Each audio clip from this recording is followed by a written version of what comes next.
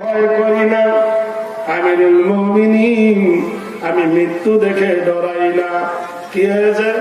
বলি আমিরুল মুমিনিন, জগতে আমার আপন জন বলে কেহ না, বাপ নাই, ভাই নাই, স্ত্রী নাই, পরিবার নাই, মেয়ে নাই, সন্তান নাই, একটা শুধু জগৎ জননী মা আছে। আমার মাকে আমি বড় ভালোবাসি, মাও আমায় বড় ভালোবাসে।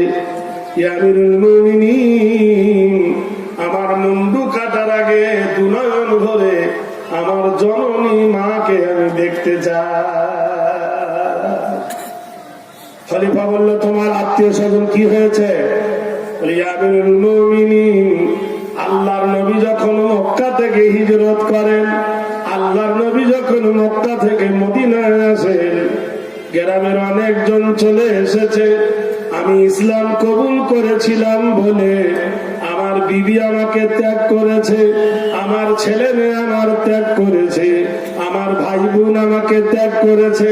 ইয়া আমিরুল মুমিনিন, আমি যখন মক্কা থেকে মদিনায় আসি, আমার মা আমার সাথে মধুর কালেমা নবীর পড়ে নিয়ে মাও মক্কা থেকে মদিনায় চলে এসেছে। আমি গরিব মানুষ, আমার কোনো অর্থ নাই, সব তো মক্কায় রয়ে গেল। তাই আমার যে চুটটায় চড়ে এসেছিলাম, সেই উটটা জবে করে আমি গোশ বিক্রি করি, আবার উট কিনি, আবার বিক্রি করি। এইভাবে আমাদের মার বেটার জীবিকা হয়। আল ফজরের নামাজে আজ আমিরুল মুমিনিন উট জবে করেছিলাম, আমার হাতে ছড়াখানা ছিল, দোকানের গলিতে পেশা ফিরতে বসেছি। এমন সবাই চিৎকারের ধ্বনি শুনি আমি ওকে জড়ায় ধরেছি। চাই জড়িয়ে ধরাটা হয়ে গেছে অপরাধ, তাই সবাই মিলে আমাকে মেরে আপনার কাছে বিচার দিয়েছে। আপনি কোরআনের আইন জারি করেছেন, কতলের বদলে কতল। আমিরুল মুমিনিন, মরে যাওয়ার আগে দুনয়ন ভরে আমার মা জননীকে আমি দেখতে চাই। খলিফা বললেন, যুবকরা, সময় তো বেশি দেওয়া যাবে না, তবে যখন তুমি বলতেছো সময়ের ভিক্ষা চাইছো, মায়ের জন্য কথা বলেছ, যাও তোমার মাকে একবার দেখে এসো। আল্লাহর কোরআনে আল্লাহ বলেন, লা তা'বুদু ইল্লাল্লাহ ওয়া বিল ওয়ালিদাইনি ইহসানান। আল্লাহ ছাড়া কারোর ইবাদত করবে না, আল্লাহর পরে পরে ওয়া বিল ওয়ালিদাইনি ইহসানান, তোমার মাতা পিতার সহিত সদ্ব্যবহার করবে। ওয়া কুল লাহুমা কাওলান কারীমা, মা এবং আব্বার সঙ্গে নম্র হয়ে কথা বলবে। এবার আমরা আমাদের মা বাপকে ভালোবাসি, বলুন না? বাসি না? ভালোবাসি কাকে? বউকে, আর বউর আব্বাকে। যে বিবির কথা শুনে মায়ের সাথে আলাদা, যে বিবির কথা শুনে বাপের সাথে আলাদা, ভাইয়ের সঙ্গে জুদা, বোনের সঙ্গে জুদা, বাড়ির মধ্যে পাঁচিল, ঘরের মধ্যে পাঁচিল, কথা নাই বার্তা নাই। সেই বিবি তোমার কদিনকার বন্ধু, তোমার 18-19 বছর বয়সে তোমার বন্ধু হয়েছে, তাই বন্ধু তোমার 1 নম্বর হয়ে গেছে। আর মা তোমার কোলে পিঠে টেনে মানুষ করেছে, সেই মা তোমার পর হয়ে গেছে। আল্লাহর করুন, আল্লাহ বলছেন, লা তা'বুদু ইল্লাল্লাহ, আল্লাহ ছাড়া কারোর ইবাদত করবে না। আল্লাহর পরে ওয়া বিল ওয়ালিদাইনি ইহসানান, তোমার মাতা পিতার সহিত সদ্ব্যবহার করবে, মায়ের প্রতি দয়া করবে। ওয়া কুল লাহুমা কাওলান কারীমা, আর মায়ের সঙ্গে নম্র হয়ে কথা বলবে, উচ্ছৃঙ্খল হয়ে কথা বলবে না, গরম মেজাজে কথা বলবে না। খলিফা বললেন, যাও তোমার মাকে তুমি দেখে এসো। ছুটলেন যুবক, ধরতে ধরতে বিরাট একটা কাঠের বাক্স মাথায় করে এনে মসজিদে নববীর সামনে নামালেন। মসজিদে নববীর সামনে নামাবার পর সব যুবকরা বলছে এটা কি আছে রে? ছুটে গিয়ে দেখলো বাক্সের ডালি খুলে মাথায় একটাও চুল নাই, ভুরুতে একটাও চুল নাই, মুখে একটাও দাঁত নাই, গোটাই শরীরটা ছোট হয়ে গেছে, গোল হয়ে গেছে। বললে কোসাই রে এটা কে? বলে এটা হলো আমার জগৎ জননী মা। নিজ হাতে এইভাবে পেশাব গুলো তুলে দূরে ফেলে দিয়ে এলো। মা বাক্সের ভিতরে পায়খানা ফিরেছে, নিজ হাতে পায়খানা গুলো টেনে নিয়ে তুলে নিয়ে দূরে ফেলে দিল। পানি বয়ে মায়ের গোসল দিয়ে দিল, সাবান মাখিয়ে দিল, শুকনো কাপড় পরালো। জান্নাত যাব বলে তো সবার আশা। বুকে একবার হাত দিয়ে বলুন দেখি যে আমাদের মায়ের জ্বর হয়েছে আর আমি পাটা একটু টিপে দিছি, দিন নাই।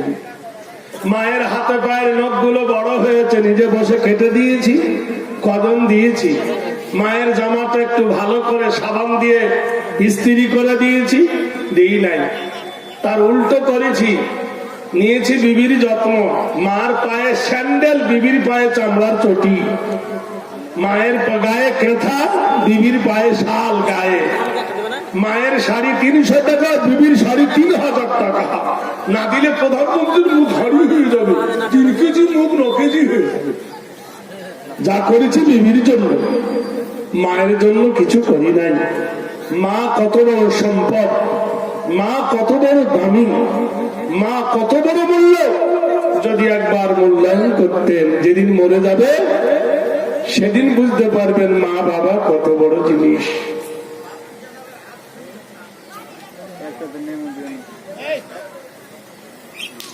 ভাইরা আমার, মা জরুরি শুকনো কাপড় দিয়ে মায়ের গা মুছায় দিয়ে মাকে কোলের ওপর করে বসালেন। নিজে হাতে রুটি আর গোশ নিজের মুখে ভরে চিবিয়ে চিবিয়ে মায়ের দাঁত নেন, নরম করে নরম করে তুলো করে টিপে টিপে মায়ের মুখে তুলে দেয় মায়ের দাঁত না। মা কি অমূল্য রতন। পৃথিবীর বাজারে বহু জিনিস দেখেছি, দুটো জিনিস আদৌ চোখের সামনে পাওয়া যায়নি, যেটা হলো মা আর যেটা হলো আব্বা। ভাইরা, কতগুলো জিনিস জীবনের মধ্যে হারিয়ে গেলে আর কোনোদিন পাওয়া যায় না। বিশ্ববরণ্য নেতা নবীকুলের শিরোমণি জনাব মুহাম্মদুর রাসূলুল্লাহ সাল্লাল্লাহু আলাইহি সাল্লাম যেখানে মা হারিয়েছিলেন, জায়গাটার নাম হলো তায়েফ, কবরস্থানটার নাম হলো বনু জোহরার কবরস্থান। মাকামে আবওয়ার একটু দূরে বনু জোহরার কবরস্থান, যেখানে রাসূলুল্লাহ সাল্লাল্লাহু আলাইহি সাল্লাম তেনার মা ইন্তেকাল করেছিলেন, শেষ নিঃশ্বাস ত্যাগ করেছিলেন। বিশ্বনবী তাজদারে মদিনা দিশাহারা হয়ে মরুর বালুর উপর পড়ে তিনি কেঁদেছিলেন। মা নিজের ছেলেকে শিখিয়েছিলেন। সেই ভদ্র সমাজ কোন স্কুলে পড়েছিল তার মা জানি না, কোন কলেজে তার মা গিয়েছিল তাও জানি না। মা বেটাকে শিখিয়েছিল, বেটা যাও, মান জাআলিমান আও মুতাআল্লিমান ইনদা মাগফিরাতির রুফিয়া মিনহু আযাবাল কবর 40 ইয়াওমান।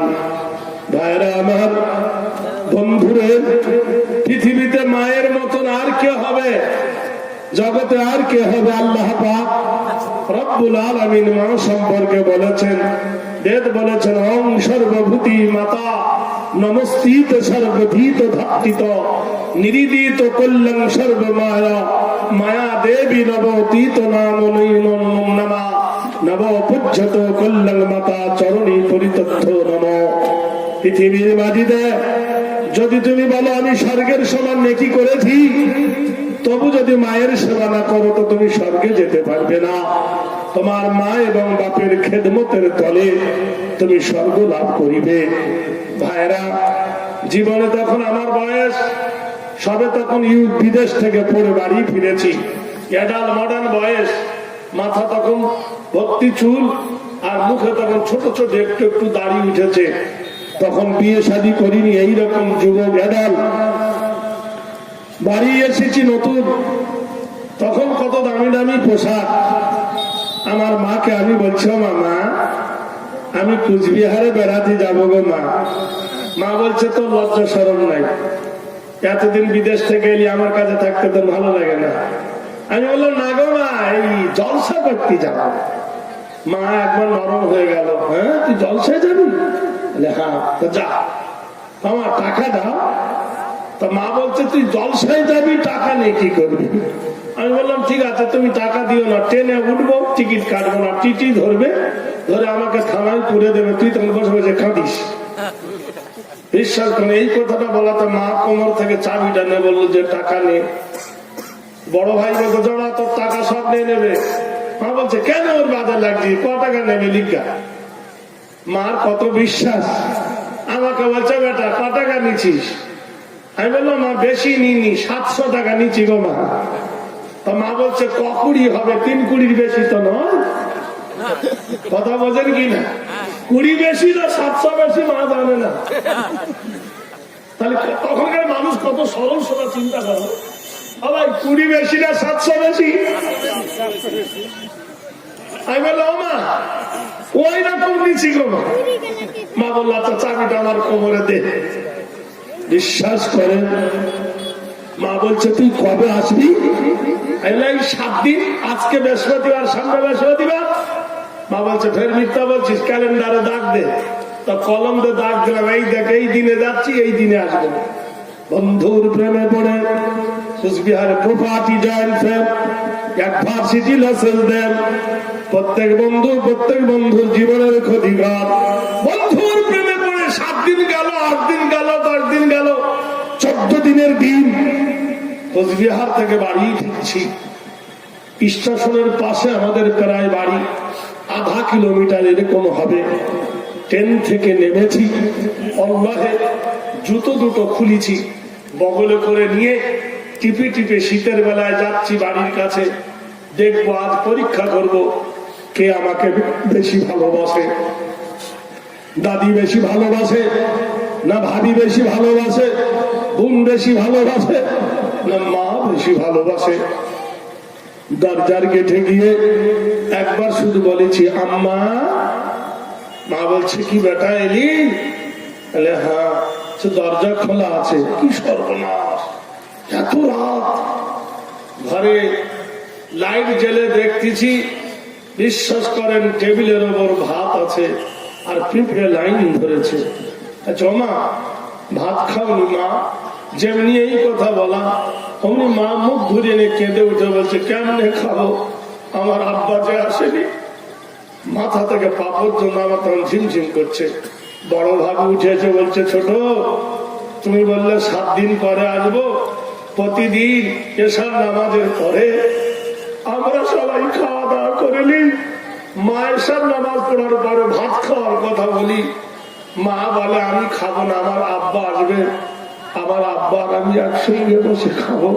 তাই মা আর কোনোদিন খাই না। প্রতিদিন সকালবেলা ভাতগুলো গরুকে দিতে হয়। মার পা দুটো ধরে বলছো আমার মা এই বুড়ো বয়সে আমার জন্য তুমি বসে আছো, আমি আর জীবনে তোমার এই পা ধরে বলছি কোনোদিন তোমার অবাধ্য হব না, আমাকে মাফ করে দাও। মা কাঁদতে ছিল, আমাকে জড়িয়ে ধরে একবার এখানে চুমো খায়, একবার এখানে চুমো খায়, আর গায়ে হাত বোলায় যে আব্বা আমি তোমার ওপর কখনো সন্তুষ্ট হয়েছি। তাই এই প্রেমের সাগরে সকালবেলায় উঠে বললাম মা নতুন চাকরি পেয়েছে, আমি যাই দোয়া করো। মা আমার প্রাণ ভরে দোয়া করে গায়ে হাত বুলিয়ে দিলেন। ভাবতে পারিনি এই হাত বোলাটা জীবনের শেষ হাত বোলা। 6-7 দিন পরে মাদ্রাসায় একটা সাইকেল নিয়ে আমার এক ভাইকে ছুটেছে, যে বলছে ছোট আব্বা বাড়ি চলো। আমি কেন রে? বাড়ি চলো। ছুটেছি সেই পুরাতন সাইকেল নিয়ে। বাড়ি এসে দেখছি মেয়েরা চতুর্দিকে ঘিরে আমার মায়ের জীবনের শেষ গোসল হচ্ছে। আমি বললাম কি হলো? বলে পুকুর ঘাটে উজু করতে গিয়েছিল, উজু করতে গিয়ে ঘাটে পড়ে গিয়ে সঙ্গে সঙ্গে শেষ হয়ে গেছে। বাইরে জীবনে কত মানুষের জানাজা পড়িয়েছি। মায়ের জানাজা ঘাড়ে করে যখন নিয়ে গেছি, জানাজার ময়দানে মাথা থেকে পা পর্যন্ত গোটাই শরীর ঝিমঝিম করছে। কি করে কি করি, জানাজা নামাজ আদায় করবো সব ভুলে গেছি।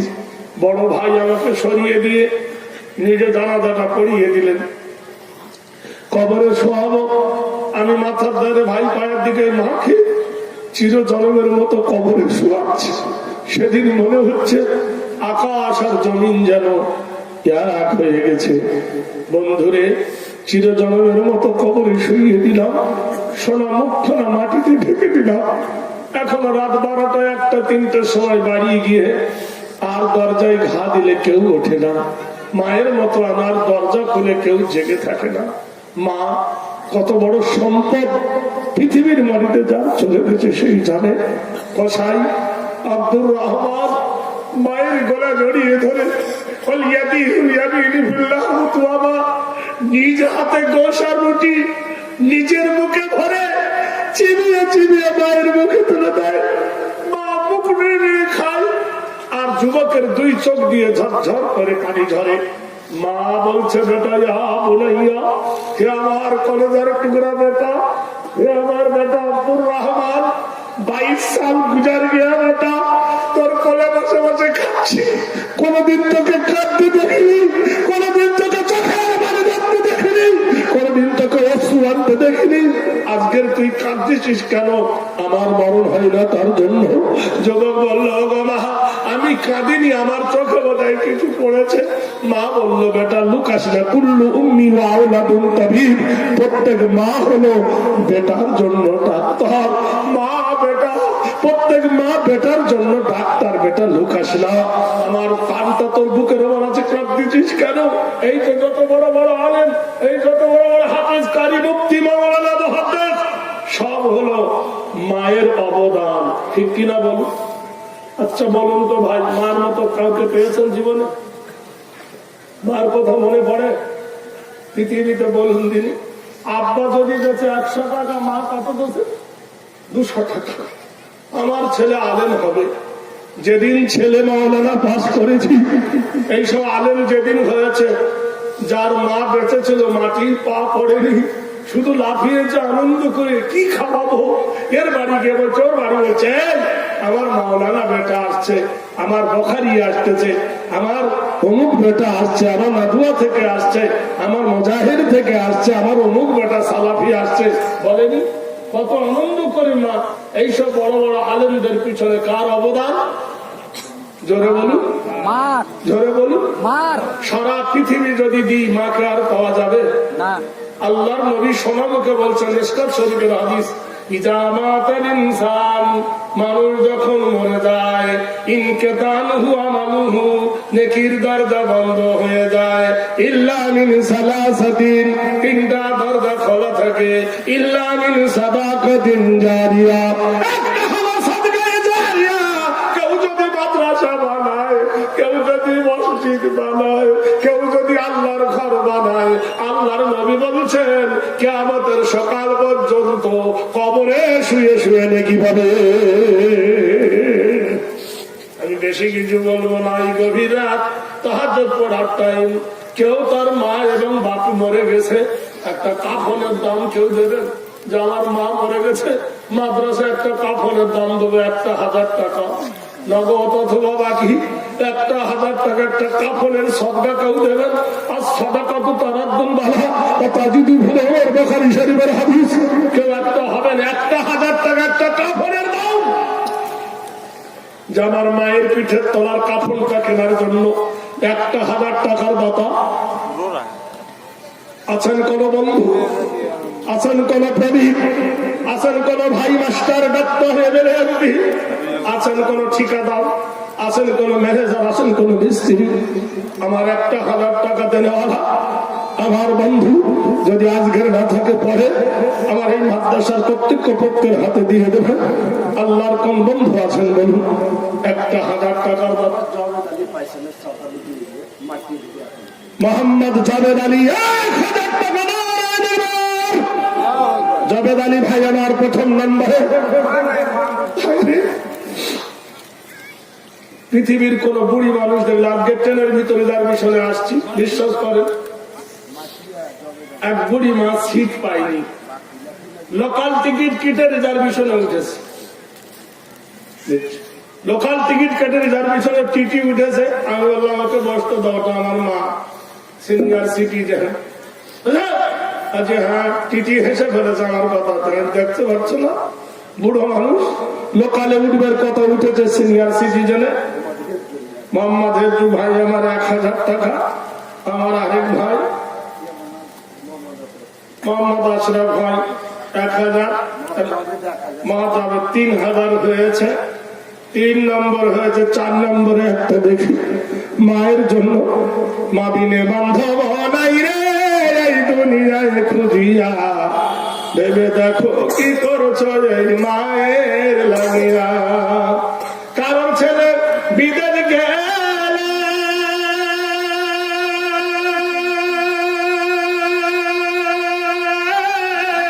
মার কলে যায় গুরু জালে, কোথায় গেছে বাছা ধর্মর আসে না কেন ফিরিয়া, ভেবে দেখো কি করছো এই মায়ের লাগিয়া। বিশ্বাস করে আমি এক হিন্দুর বাড়িতে বের শিখেছিলাম অনেক দিন ধরে, বাড়ি থেকে রাত করে পালিয়ে গিয়েছিলাম। 4-5 বছর কেউ জানে না আমি বেঁচে আছি না মরে গেছি। এসে দেখছি আমার মা কি মোটা সোটা ছিল, এসে দেখছি মা শুকিয়ে লকড়ি হয়ে গেছে 4 বছর পর। আমি বলছি মা তোমার এই অবস্থা করলো কি? গ্রামবাসী বললো আবার জিজ্ঞেস করছিস তুই? কোন দিন তোর মা একদিন ভালোভাবে ঘুমায়নি, শুধু রাতে দিনে খাদ্য খেতে বেড়াতো। মরে গেলে শান্তি হয়, হারিয়ে গেলে শান্তি হয় না। অনেক ঘটনা। 3 জন হয়েছে 1,000 টাকা করে। আর কেউ আছেন তার বাপের পিঠের তলা, বাপ বেঁচে থাকলে একটা লুঙ্গি লাগতো, যে বাপ ছেঁড়া লুঙ্গি পরে তোমাকে আমাকে স্কুলে পাঠিয়ে